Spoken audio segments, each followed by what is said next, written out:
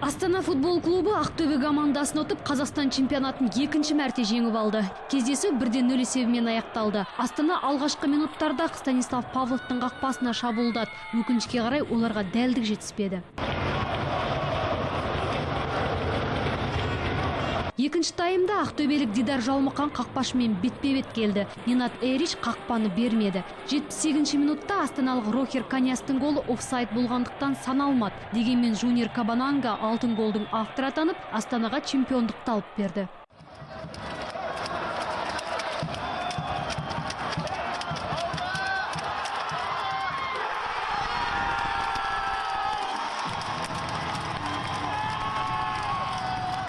Второй раз за год и половина стал чемпионом. Меніңше келесі кезең біз үшін жауапты болмақ. Өйткені команда осы жеңіс арқылы алға үлкен қадам жасады. Біз өз мүмкіндігімізден асып түстік. Егер бапкер ретінде қалып жатсам, жігіттерді жаңа белестерге жетелегім келеді.